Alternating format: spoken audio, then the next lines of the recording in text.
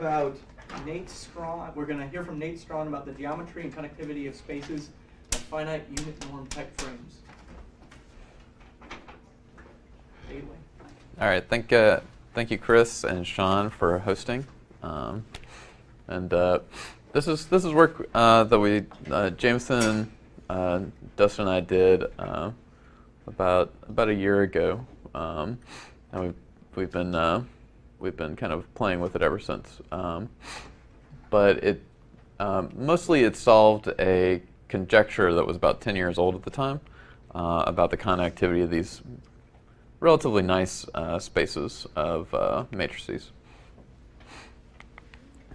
So just a quick rundown. So I'm gonna talk about funtifs, introduce them. I call them funtfs, but since I guess for some reason people like funtifs, and for some reason that term is growing on me. But I'll talk about frames, and then we'll talk about eigensteps, which provides one of the main tools for demonstrating connectivity, or our connectivity result. And then you can refine this connectivity analysis to give you actual algebraic irreducibility in a lot of cases. And then because of that algebraic irreducibility, you have certain consequences for compressed sensing that we'll talk about. Okay, so first I want to talk about the applications of frames. This is standard fare in a frames talk. Whenever you talk about finite frames, you justify it with all the applications that you can throw these things at. So first of all, there's various optimal compression results in terms of images, and a lot of the game is just construction of an appropriate transformation or dictionary so that you obtain optimal compression for some class of signals. For images, it's oftentimes these cartoon images, which are piecewise smooth with maybe C2 discontinuity boundaries. Robust transmission. So funtfs are really nice because they attain this Welch bound inequality that's useful for mean square error reconstruction in signal reconstruction. And also, it turns out that the funtfs are optimal with respect to erasure type errors, right? So mean square error is like, oh, you have Gaussian noise, and you want to say, well, what's the best reconstruction, or what's the best that I could hope for? Another error model is you just lose bits. And so funtfs are in some sense optimal with respect to both of these characterizations. And it's optimal with respect to one erasure, and then as you need more and more erasures, you have to get more and more structure on the funtfs. And so this motivates the exploration of, say, Grassmannian frames, and also equiangular funtfs. Then there's sigma delta quantization. So in this game, you have some dictionary, and then you have a finite alphabet of numbers, and you would like to represent any signal in terms of those dictionary elements where the linear combinations are given coefficients in that finite alphabet. And so it turns out that funtfs are really helpful in the analysis of this procedure, and the funtfs are nice, but a lot of times you have a frame and then you have a dual frame, so that you have good reconstruction behavior. So more recently with sigma delta quantization, especially with the kind of the compressed sensing paradigm, there are these things called the Sobolev dual frames that are very nice.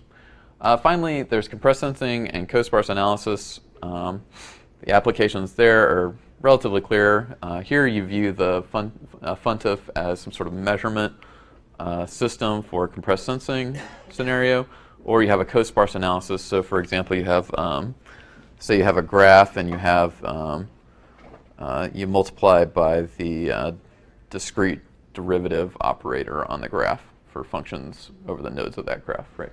And there, for various reasons, you would like to believe that operator, or you'd like to generalize to various operators of that nature, but so that the different elements have unit norm and are tight frames. Finally, there's a phase retrieval problem where basically you are allowed to get inner products.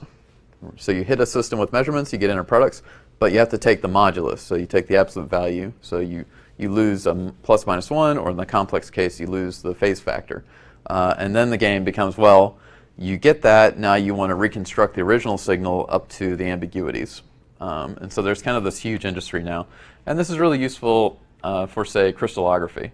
So there in that picture, you're basically, the output that you get, depending upon your measurement scheme, is the absolute value of a Fourier transform. And when you try to discretize the thing, you can basically send the waveforms that you would like, and you obtain this kind of picture. So I swear there are tons of applications of frames, right? So hopefully you're convinced of that. Okay, but frames in finite land are, they seem pretty dumb. So ultimately they're just spanning systems that span the space. But the way they're characterized, right, so frames, they originally started talking about them in infinite dimensions, right, so for infinite dimensional Hilbert space, because that's where a lot of these problems come in. There, this lower bound is a lot harder to deal with. You can get an upper bound, and you get what's called a Bessel sequence when you get that upper bound. But this lower bound in infinite dimensions is really difficult to get your hands on. You have really badly behaved systems, and getting that lower bound is difficult. But so it's basically spoken of in terms of this, near isometry type inequalities. So basically, I'm going to say that the vectors form a frame. So it's finite if it lives in a finite dimensional space. These can also be frames over complex numbers. I like to work with reals, and all the results that I'll talk about here extend to the complex case, and in a lot of cases, they're actually easier to prove because you have a lot more room to move around. So it's a frame if there are constants A and B strictly greater than 0, such that a norm square of x is less than or equal to the sum over the absolute value square of the inner products, right? No absolute value is really necessary, but this is, every frame talk has to have this definition, and it has to have these absolute values. Less than or equal to b norm x squared for all x in Rd. Any questions about the definition of a frame? So ultimately, in finite dimensions, it's a spanning set. And you can have a bunch of things. So for example, an orthonormal basis is a frame where A and B now are both equal to 1. And when these optimal A and B are equal to each other, we call the frame tight. And the nice thing about tight frames is that you get these really simple reconstruction formulas.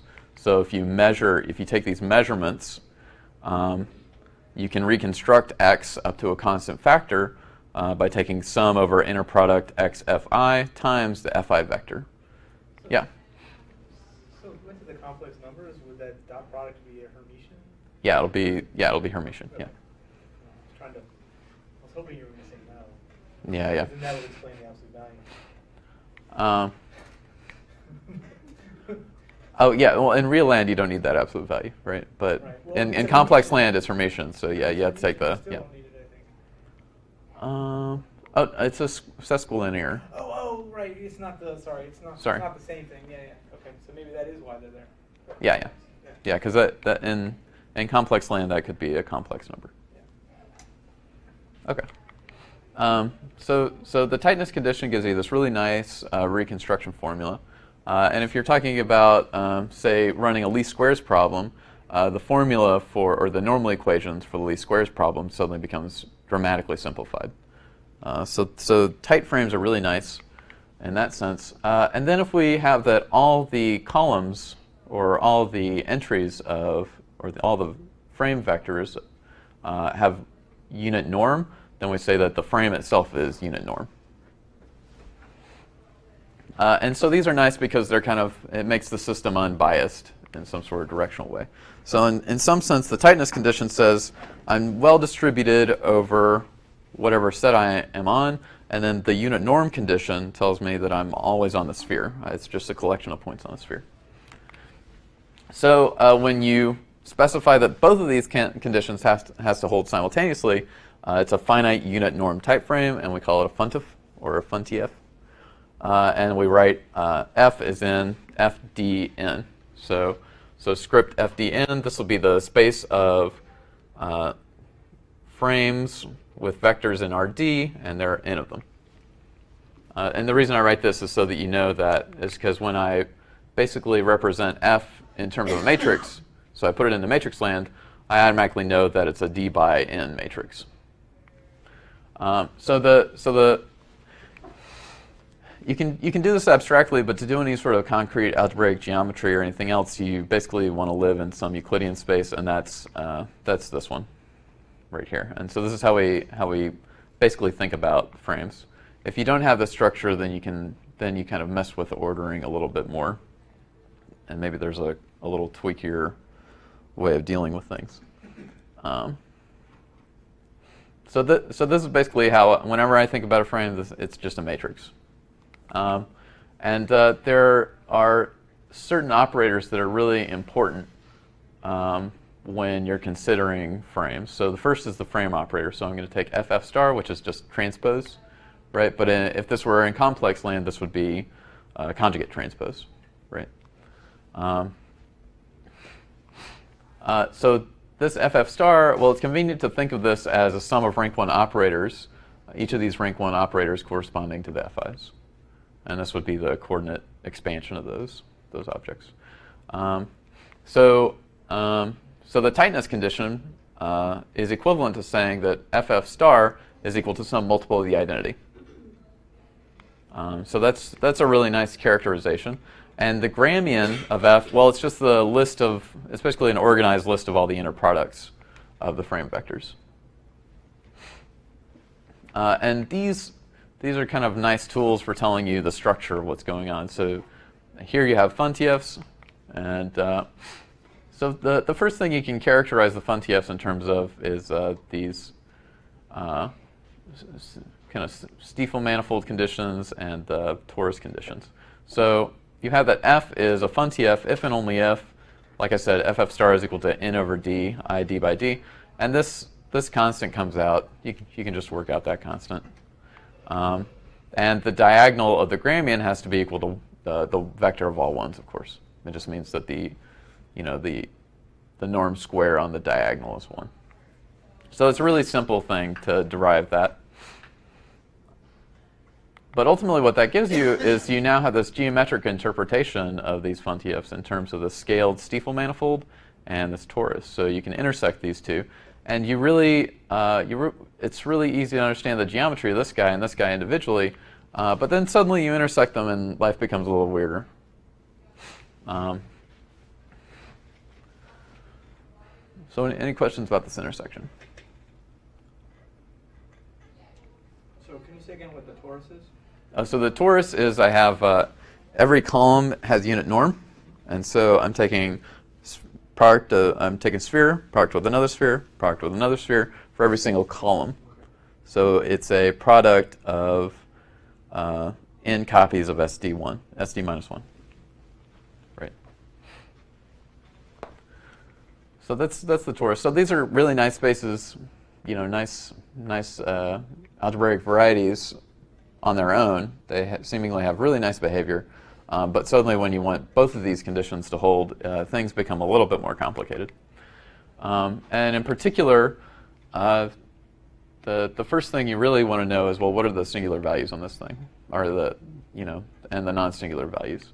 And in fact, when is it possible, can you find n and d so that this thing is actually a manifold? That is, there are no singular values. So it turns out you can actually characterize, there's a nice geometric characterization of these singular values,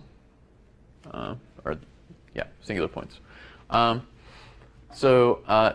Basically it's in terms of this concept of orthodecomposability. So finite frame F, so this is for any frame, is orthodecomposable, or we call it odd, OD, odd, if there are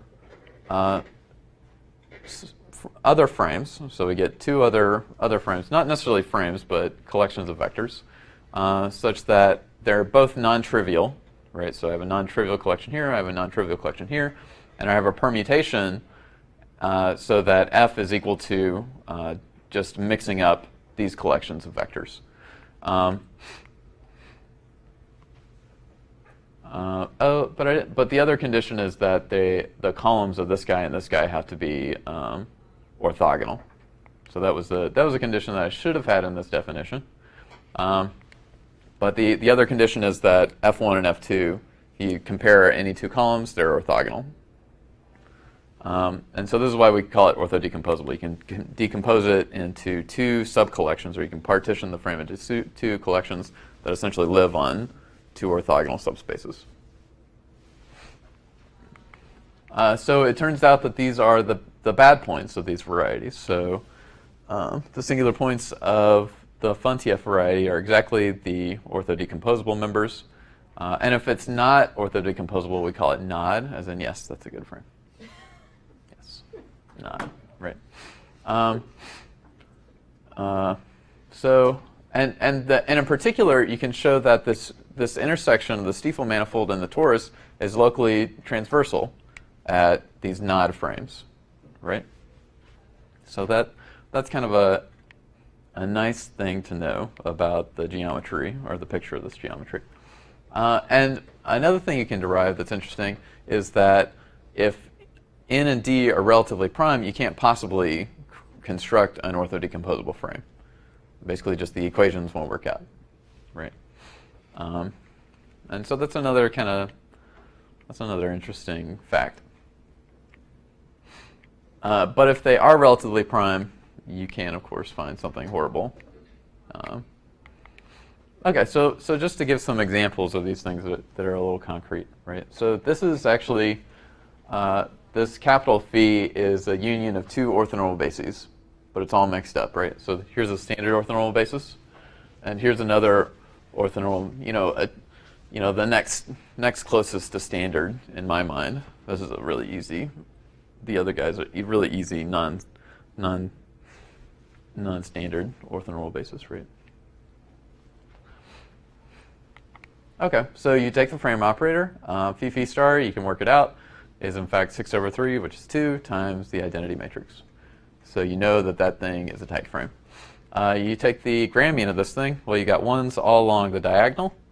And so you conclude that it's unit norm. So looking at these two matrices, you can say, okay, well, that's a FunTF. But then the question is, well, is it orthodecomposable? Right? So it turns out, if you think about it, orthodecomposability basically comes down to, can I permute this matrix so that it has a block form where I have zeros in this block and zeros in this block, right? And in fact, that characterizes the OD frames, right? Well, for vectors in 3 dimensions, you can think about what that would have to mean, right? I would have to have exactly 2 of the vectors simultaneously parallel. And in particular, I noticed that, and those 2 vectors would be orthogonal to the remaining 4 vectors.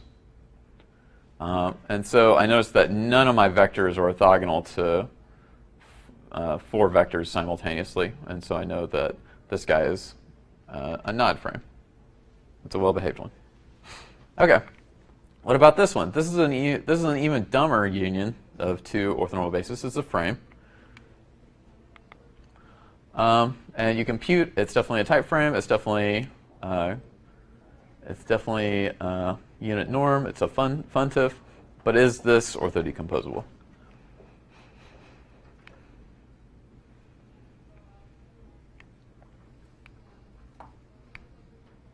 What does your heart tell you? Right. So this is definitely orthodecomposable because you match up these guys with these guys and these guys, and it's orthodecomposable in a pretty bad way.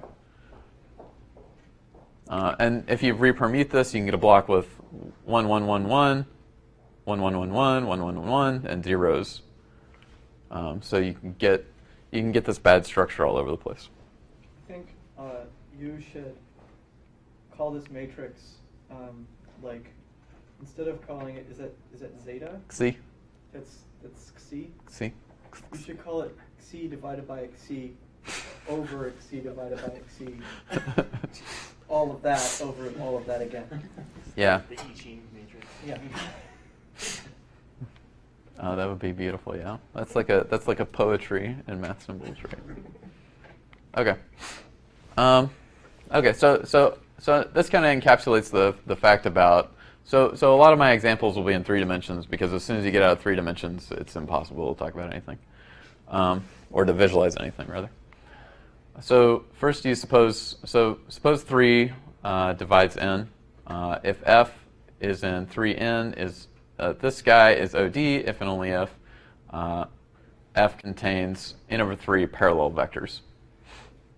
So that's a really nice characterization of what ortho-decomposable frames in 3 dimensions are some rule that they have to abide by, right? So it's a really dumb characterization, which kind of makes these examples a lot easier to go through. Okay. So I'm going to talk about eigensteps, and I knew these as eigensteps for maybe 4 years until Chris was like, "Oh, those are Geffen-Settlin patterns," and everybody studied those. Those are old news, right? So it's good to know that we probably reworked some like minuscule subsection of this vast, unfathomable theory, right? So this is good to know. But we wanted this so that we could work it for our own nefarious purposes, right? So just to discuss eigensteps, because when Chris will write down a Gelfand-Settlin pattern, it has a completely different orientation. It's a completely different picture, and then I flip it by 90 degrees, and then I apply some sort of skew transform to his patterns. So first, I'm going to declare this eigenvalue map. It's going to take a symmetric matrix d by d. Well, it doesn't have to be symmetric, but in our case, it always will be. And it's going to spit out all the eigenvalues in non-increasing order. And I'm also going to count multiplicity so that this thing is well-defined. So I might have a bunch of the same values of this map several times. Then I can define this eigensteps map where I basically take these partial frames, right? So I just take the columns 1 through lowercase n, and I take the frame operator, or the frame operator. It may not be a frame, of course, right? But I take the frame operator, which is just xn, or xk star, and I'm going to take the eigenvalues of that, and I just arrange it in this order. So it's good to look at an example. So for our phi matrix, we can write this down relatively, with a little bit of elbow grease, you can write this down. So you see here's the eigenvalues. Of course, the eigenvalues of just one unit norm vector, right? This dyadic product f star is going to be 1, 0, 0, right?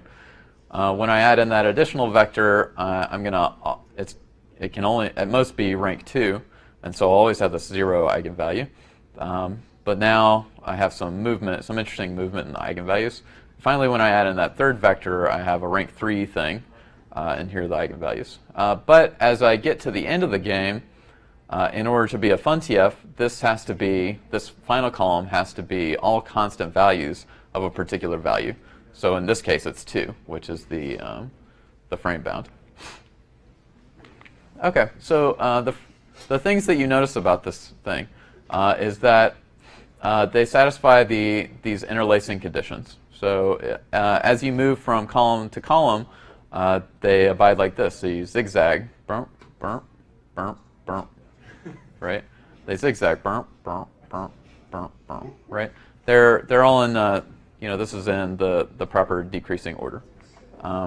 So these are, we first derived these the hard way using Schubert calculus, and then we realized that this is just in Horn and Johnson, and you could just read their book, and it's a lot simpler. But we decided to go the long route when we first showed that this was the case. The other condition, because of the unit norm condition, right? So the unit norm condition basically says that each of these columns sums to a particular integer, right? So the column sums increase, and that's just trace because I'm adding a rank 1 operator that comes from an FF star product. So you can define, so you try to define a eigensteps polytope for the FunTIFs, and you basically just say, well, the successive columns are going to have to satisfy the interlacing inequalities. You want for each column, you want to satisfy the trace conditions. And finally, you have to peg down the ends of the thing. So you know that the very first column of the eigenstep should be E1, and the very last one should be some appropriate multiple of the all ones vector. Okay, so this is the eigensteps polytope. Any questions about where we're going so far? Is this the problem that you gave me in your office like 2 weeks ago? Yes. So it's a question from Manon, but not me. That's okay. What's the question? Okay. So these are polytopes, and this has probably been known. This was proven by us, but in another sense, it was probably proven by the Babylonians. Who knows, right? But this probably exists in some form in some literature somewhere else. Okay. It might have been even prior to that. Okay. So we prove this independently without knowing anything, which is always fun. You always do the hard thing first until you figure out it was a lot easier. Okay. So the next thing that, for our purposes, we actually wanted to be able to construct frames. So there's always this problem of constructing frames because you knew that there were bunches of them there. A bunch of fun TFs just sitting there waiting for these applications. But sometimes you want to define the nicest according to some set that you have, right? You have a list of vectors and you want to say, well, I want a fun TF that's kind of close to these vectors ideally, or I want to manipulate these vectors in such a way so I can get a fun TF. And so there's always a question about, well, how do we actually get them? The first way you could get them was really through the frame potential, which is basically a really nice minimization procedure over the product of spheres. But the problem about that is that it's hard to kind of get parameterization, so you can't do any sort of local analysis of, well, I got to the fun TF variety, but what's kind of nearby. And so the nice thing about the whole eigensteps picture is that you can lift it up. So you have this nice polytope, and on the interior you can, if you have a point that maps to some point in the interior, you can lift up to this sheet on the fun TF variety. And so this is a technical thing that we threw together. And again, this is probably known in the literature, again, by the ancient Babylonians. Right? No, this sort of technology is pretty new. Okay. And it looks like you guys are a group who has also discovered it. So the idea is whenever you have there's a general class of maps which are eigensteps type maps. Mm-hmm. And you should always be able, over the interior of the polytope, be able to lift a point in the interior to a point upstairs that has a neighborhood of the form ball of appropriate dimension cross torus of appropriate dimension. Mm-hmm. Yeah. And so you should be able to find a lift like that. Yeah. So this is, so I think that's probably been known for a while, but we reconstructed it for our purposes. And so basically you have to do this kind of horrible game, this iterative construction procedure. But the name of the game is that at every single step of the game, you know the eigenvalues that you're shooting for because you have the eigensteps, right? And then you have an orthonormal basis that you're going to use to represent the new vector that you're going to add in order to acquire those eigensteps. And so you basically add a new vector. There's a standard way in which that new vector updates that orthonormal basis, and then you know the coefficients that you have to have in terms of that orthonormal basis, so you get the next eigenstep vector, right? And so that's the picture. And you can, for 5 vectors in 3 dimensions, you can write these equations down. And so these VKs and WKs, they're nice, square roots of nice rational functions in terms of the eigenstep values. Now, it's not super pretty, but you could actually put it on a slide, right? A lot of times you can't even do that. So it makes me a little bit happy. These WK matrices are of this form. The VKs, PKs, and QKs are nice, kind of fixed things. And finally, you need kind of an initial rotation that tells you your initial orthonormal basis for constructing the system. So in particular, you can now lift paths, right? So you can fix a path in the eigensteps and see what happens upstairs. And so here we started off with a union of two orthonormal bases, right? And just by moving in the eigensteps, I essentially get a rotation of one of the orthonormal systems with respect to the other, right? And that's pretty nice because there are other ways to get local parameterizations that don't necessarily give you that kind of complex motion. Even though when you know it's a union of orthonormal bases, you know that that's actually a really dumb motion, right? Okay, so these are the eigensteps, and I just want to illustrate how you can go ahead and obtain a connectivity result. And so the result that we have is that, well, if the number of vectors is greater than or equal to the dimension of the space plus 2, which is greater than or equal to 4, so you need to be at least in 2 dimensions, right? In 1 dimension, it gets all silly. We're in real vector space land, right? Then the space of fun TFs is path connected. So the idea is that, well, you're going to, now that we have this tool for lifting paths, then we can connect we send down to an eigensteps, and then we're going to try and find an eigenstep somewhere else where we know that there's really good behavior for the frames that have that particular eigenstep system, or Gelfand-Setlin pattern. And so the idea is that we're going to use these paths to connect to a hub. And once we get to a really nice hub, we just have to show that the hub is path connected. And then we're done. So for us, the hub is just a union of two orthonormal bases, right, for this particular picture. The hub is a little bit different, but it's a very similar idea. You just have to figure out what's a right hub, what's a good hub, so that the hub basically, the Gelfand-Setlin pattern of the hub is really indicative of the structure of the hub. So this, if you have a Gelfand-Setlin pattern, you have the first collection of 3 vectors has to be an orthonormal basis, and the second one also has to be an orthonormal basis. And so you basically just say, okay, well, send your frame vector down, and then figure out a path in the eigensteps from that eigenstep to the hub eigenstep, and then you know you can lift that up.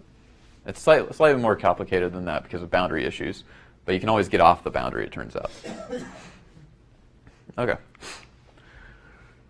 Okay, so another use. So once you get to the hub, you need kind of a toolkit of tricks to move around the hub, and the dumb trick that seems to work in almost all cases is spinning. So basically, if you have a subcollection of the frame and a projection, so that subcollection is a fun TF in the projection, or is a fun TF in the subprojection, that means that you have a degree of freedom, or you can rotate kind of freely those vectors in that subspace, or along that subspace. So that really helps, and it basically helps kind of generalize this idea that, well, if I have a union of 2 orthonormal bases, I can rotate them to my heart's content, right? So you get to this guy, and you want to show it's connected, right? So this is now the hub. It's a union of 2 orthonormal bases, but remember we're in real land, right? So these will be connected, except for the fact that these 2 orthonormal bases have, each of them has 2 different orientations. So there are kind of 4 parts that we have to get to.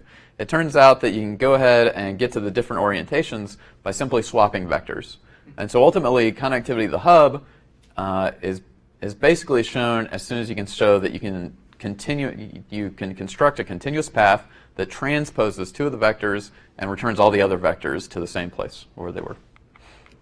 So the way we do this is chaperoning, right? So our goal in chaperoning, so I've got 2 really simple orthonormal bases. I'm going to show they're connected. So my goal is to swap the solid black and blue. So these guys are going to swap, and then I'm going to return these guys to their original position. But in order to do this, I need a chaperone. So the dashed black will be the chaperone. So the chaperone is going to, take somebody here so that it can be swapped and then take everybody back. So the first thing is you're going to rotate the chaperone to form an orthonormal pair with the solid blue. Now you have a bunch of orthonormal pairs, and so you have a lot of spins that are now allowable.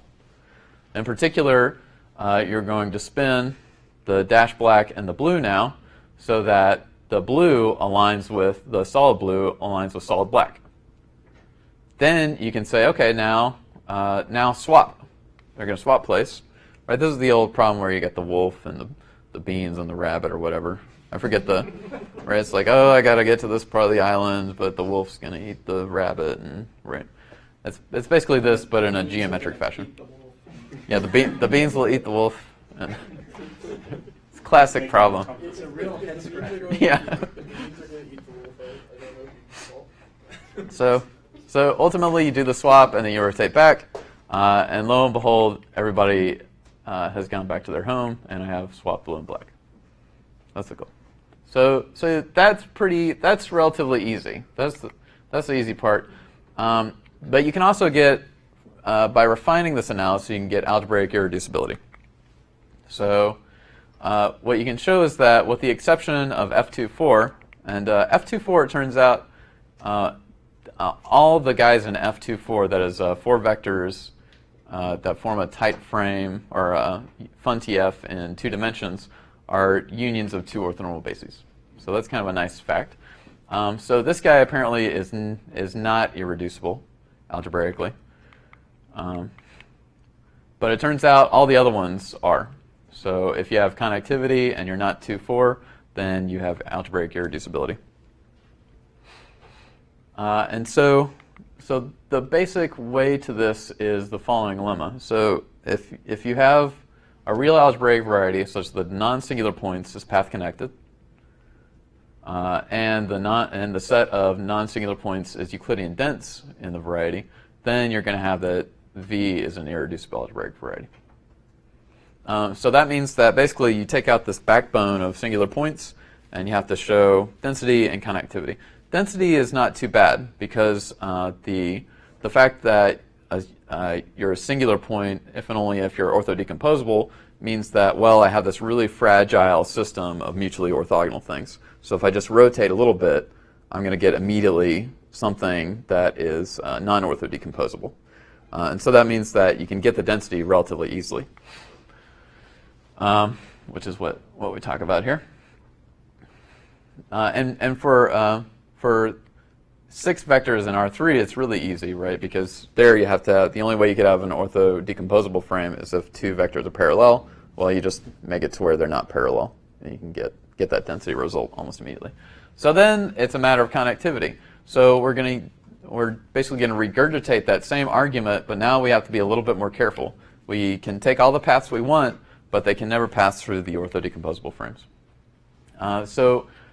First, you'll identify a hub, just the same as the last. But of course, you'll remove the orthodecomposable frames from the hub. But then you also have to establish a pre-hub, right?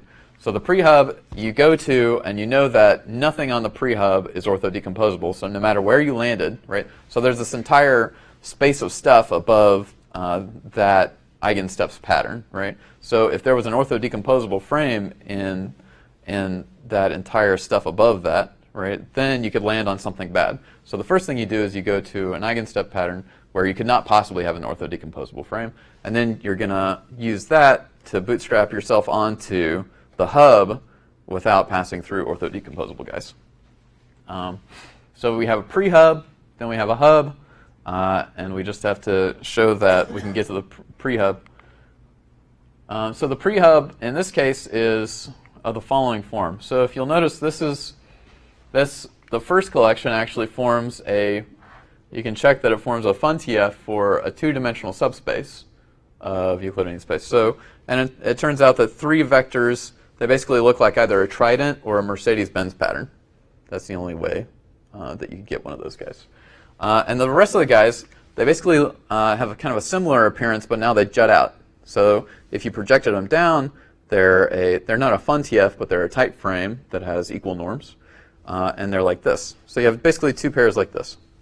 And then the goal is, well, you want to relax so that you get onto, or that you collapse onto, a pair of orthonormal bases. right? And so this is basically the kind of collapsing pattern. So you swing the I always forget what these colors mean. Oh yeah. So these guys swing down, and these guys also swing down. So you get that these will collapse down to an orthonormal basis, and these guys will relax down into the orthonormal basis. And in particular, it's not orthodecomposable. You can make it to where you can arrange it to where that won't happen. So now you're on the hub. The hub is union of two orthonormal bases. But of course, you're not allowed to connect to any orthodecomposable guys. So now you have the same problem. You want to get the same orientations, right? You want to say I can connect to a union of two orthonormal bases with the same orientation. So you then need a continuous path that will do transpose, but now we can't chaperone, right? If we chaperone like we did before, then we have two vectors that align, which means that we pass through an orthodecomposable frame. So I have to figure out how to do this motion so that I don't ever land on each other, and chaperoning won't work. So basically the idea is that you're going to do a 4-cycle and then a 3-cycle, and that'll give you the 2-cycle that you wanted, right? So the goal here is we're gonna swap blue and cyan. So you can see that originally this is a union of two orthonormal bases. So cyan, black, and magenta form an orthonormal basis, and then green, blue, and yellow form another orthonormal basis. I'm gonna first to make sure that I don't break the game, right? I have to do this thing where I move off the union of two orthonormal bases by spinning these two vectors. The problem is that if I don't do this, then I could potentially move into a place where two vectors have aligned accidentally, and that would be an orthodecomposable frame. So I briefly pull myself off the hub, but I'll show how to get back to the hub, but where a transpose has occurred. But I'm still in FunTF land. That's the main trick. Okay, so I've moved these guys. And now I do the 4-cycle. I just spin all those guys, right? If I project them down into this two-dimensional span of these guys, it's a FunTF, right? It's a union of two orthonormal bases in the projection. So that means that I have that nice degree of freedom in the rotation. So I get the 4-cycle, and now I have to play this cute game where I have, well, these pair off into orthonormal systems, and so I basically chunk them. So I have a 3-part thing which will induce a 3-cycle. So first, I pull blue and green down, and now green and black will form an orthonormal set, so I can spin them. And now black and blue form an orthonormal pair, so I can spin them. And then, of course, I have to bring, at the end of the game, I'll have to bring yellow and magenta back to their original position. But now I've effectively swapped. Cyan was here, and blue was here, and now they've swapped. And I had this nice continuous motion that brought me there. Okay. So any questions about all this so far? So there are interesting consequences for compressed sensing. In particular, in terms of full spark frames. So full spark frames, or full spark matrices you can talk about, they're basically just, matrices in generic position, right? So that means that every collection of D many columns is linearly independent. So these are kind of the nicest thing you could hope for reconstruction purposes, right? If you had something that was a very sparse vector and you measured it using the system, then you have a possibility for actually reconstructing that thing. So what we ultimately want to say is that actually the generic FunTF is full spark. So basically we can use this algebraic irreducibility result to give us that fact. So let V be an algebraic variety such that the non-singular points of V form a dense connected subset. If U is another real algebraic variety, then V less U is either empty or generic in V. And so basically the game is that if you are not full spark, then the set of all frames that is not full spark is a real algebraic variety. You basically check all those determinants of d by d subdeterminants, and the fact that there exists a full spark frame that is also a FunTF was given in this paper, and therefore you know that this guy less this guy's on empty, and hence the full spark frames have to be generic, which is nice. Okay, so how is this related to compressed sensing? Well, it turns out if you have full spark, then actually if you take an asymptotic, if you take a list of ever-growing matrices, right? So you're getting a larger and larger, but they all are full spark. So you have this list of larger and larger matrices, and the spark is remaining full. Then you can get. Then it turns out that these phase transition diagrams in compressed sensing will coincide with the asymptotic theory for random matrices. So that's a mouthful. So let's start off with just the kind of the standard problem in compressed sensing, right? Or the very first approach to it, right? So you're going to draw an X star that is k sparse. That is, it only has k many non-zero values, and you're going to populate those values with IID random variables. So in particular, it could be uniform on -1, 1.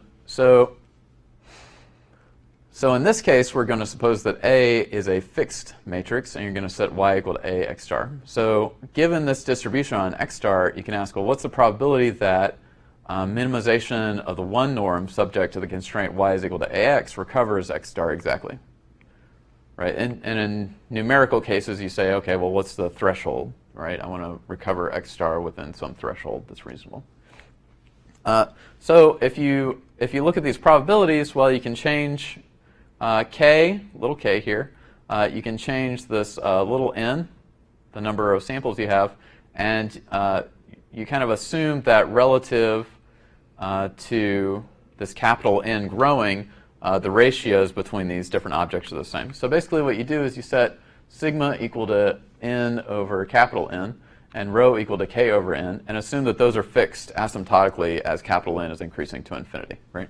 Then it turns out, one, there's an asymptotic theory that if your matrix is from appropriate, or your matrices are from appropriate random families, you can exactly get a phase or a phase transition boundary for this probability problem. So basically, what the phase transition says that, well, if your delta and rho are under this phase transition boundary, then the probability of reconstruction is basically 1. And asymptotically, it approaches 1 in a weak sense. Above the phase transition boundary, you're almost certainly guaranteed that reconstruction will fail. And so this was known for random matrices, and a little more recently, they found out, well, if you do the random Gaussian picture, that actually coincides with the generic picture. And so you can actually do this for fixed dictionaries. So this is for a fixed cyclic dictionary. You get the same reconstruction phase diagram. And so that means that if you could randomly sample from the FunTFs, so that you got a generic one with probability 1, then they should exhibit this pattern, right? So this is from the theory of that paper. So that means that it would be very interesting to construct distributions on this that are relatively well behaved, but so far there's no real there are I guess folk wisdom about sampling from these guys, but there's no papers on it. And finally, there's also another approach to compressed sensing that involves the restricted isometry property. You can also get noise sensitivity phase transitions. So for particular models of noise, you can see how these phase transitions change as you increase the noise to signal ratio. So basically there, in the more metric geometry theory that actually gives you much weaker bounds, ultimately, you concern yourself with the restricted isometry properties, or matrices which satisfy a restricted isometry property. And there you can use the theory to basically do the same kind of reconstruction guarantees. But the asymptotic theory is not quite as strong. You get much worse. So the actual results, even like the state-of-the-art results for the for the kind of restricted isometry property bounds. It's basically like a little sliver right here. So there's an entire part of the phase diagram that approach doesn't really work with. But the theory is, it basically just involves kind of metric geometry, so the theory is a little more tractable. Okay. So again, a lot of families are known to have the a lot of families of random matrices are known to have the restricted isometry property with high probability. So certain families of Gaussian matrices, and there's a universality. So if you have certain control over the moments of the individual entries of this random matrix, then you can say that, yes, I'll have restricted isometry property with high probability. But we don't know that necessarily for fun TFs or distributions of the fun TFs, and that is a very interesting problem. Any questions? That's it. Did I get under it? Yeah, so, any questions? So, just sort of a simple question from right early in the talk. If you have if you have a type frame, you have some D vectors, and then you just take you just normalize each one of those vectors. Then is the resulting frame also tight? Say that again. So you have if you start with a type frame, and then you just normalize. And you just normalize? Almost certainly, probably not. Probably not. Yeah, almost certainly not. I'm guessing. That's a very rare case. So you can't just get a function by starting with a type frame. It's a lot more. You can do this game where you do what's called alternating projection, right? So you say, okay, I start with a frame. I'm going to normalize everybody. Then I'm going to do a similar type of transformation, but now where I'm tight again, right? Back to, and eventually, technically that converges, right? So that's a nice thing. But it's not an efficient way to do that, right? So typically if you want the fastest way to get a just tight frame, the fastest way is, I believe it's, again, this frame potential, right? So you basically, so the frame potential is that you're going to try to minimize for F in the torus, right? So you have everybody's unit norm, so you just fix that condition. You're going to minimize the Frobenius distance between the frame operator of your F and the target frame operator in the Frobenius norm. So this is just, I take the entries of this matrix and I square them and add them up, right? So it's just like the Euclidean inner product in matrix land, right? So if you minimize this problem, it turns out the local minima of this function over the torus are actually global minima. So it's a really, really nice optimization problem, and you can do this really quickly. There's a very fast way to implement this algorithm. And so that's one way to just get your hands on one of these things, right? Yes? Can I ask you a question about that? Yeah. So, I mean, that right there is one of these, there's a symplectic thing to this that's a flow. Yeah. You can throw in the length, you could take a generic matrix, F. Yeah, and you could augment it with yes, I agree. The norm squared of all of the columns, right? Yes. And do the same thing. Yes. So you could start with a general matrix. Yeah.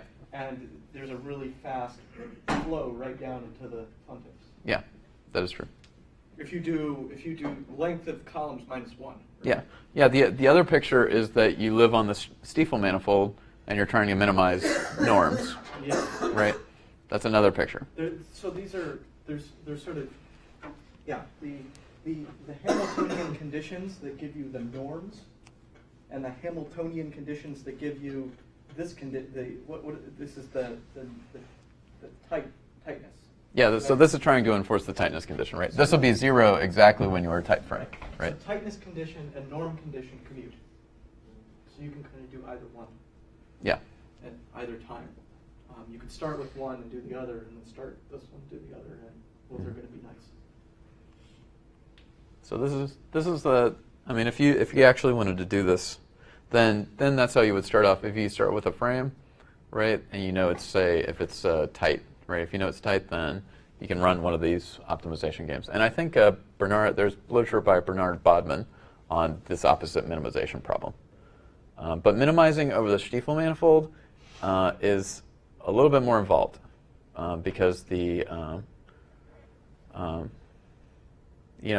lot of this optimization game comes from geometric gradient descent, right? Geometric gradient descent on product of spheres is super dumb because you know the tangent spaces and the geodesics are easy to compute, right? So you can do these kind of things. But if you're over the Stiefel manifold, suddenly computing geodesics becomes a nightmare, right? It can be quite involved. So you don't typically want to do it. You could, in principle, you could, but when you're actually writing out the algorithm, I would never do that in my life. Yeah. Yeah, the symplectic literature guarantees that this gradient Hamiltonian flow exists, and that the sink of the trough you're flying into is the right thing. But actually solving that differential equation probably is horrifying. Yeah, you don't want to. You would never do it. You could do it, but it's already bad enough, right? It's already bad enough. Yeah. So when you were doing this thing, you were like moving the arrows around to get. You were going from one FunTF to another FunTF. Was that the idea? Yeah. In sort of this continuous way. Yeah. So the whole point is to make sure that you're staying on the FunTF variety, right? The entire time you're staying in FunTF land, and you're just able to kind of skate around, right? So the FunTF's form of variety. Then there was a polytope in there somewhere. That's. Yeah. So this is the eigensteps or Gelfand-Setlin pattern. This polytope. And so that's where you take all the partial frame operators, you'll call them, right? And you squash them down into their list of eigenvectors, or eigenvalues, system of eigenvalues. So there's a lot of cool geometry and stuff, and super cool stuff. And does this continuous motion on the variety have anything to do with continuous motion inside the polytope? I'm just wondering. I sincerely doubt it. Okay. Well, there's continuous. Sorry. So the whole point is that we take paths in the polytope, and then we can lift up to paths in the original variety, right? And the paths in the polytope are really easy, and I know how to get around it because it's a polytope, right? It's a nice convex set, and so I can, I take 2 points in it, and I immediately know there's a path between them because I take the line segment, right?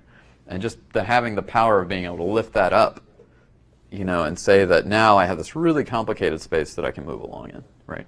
But not only that, but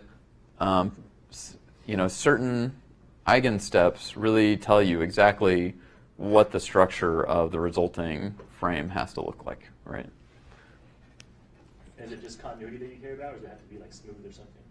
So far, it was just continuity because you just wanted a connectivity result. But ultimately,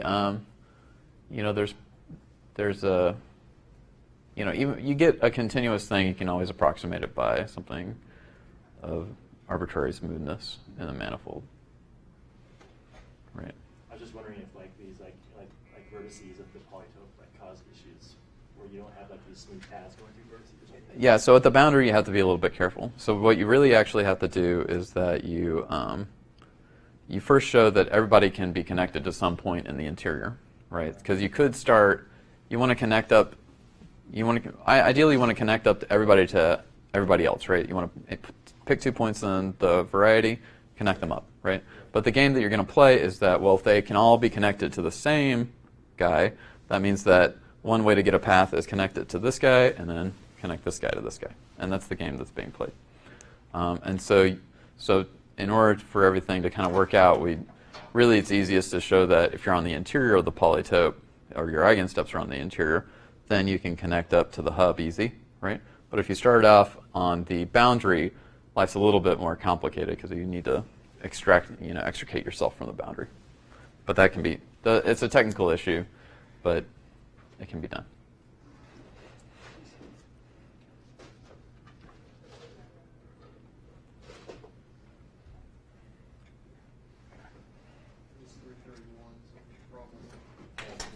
Thank you, guys.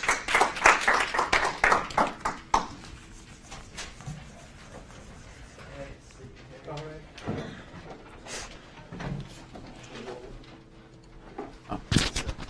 just want to sign in here. I'm taking a class. We're supposed to attend seminars. Oh, okay. And you know, I signed in here. I'll just on the first one. Thank you very much. Oh, just right Oh, here. right here. Oh. Can you sign one? Sign their signature. Thank you very much. All right. Have a good Oh, day. take care.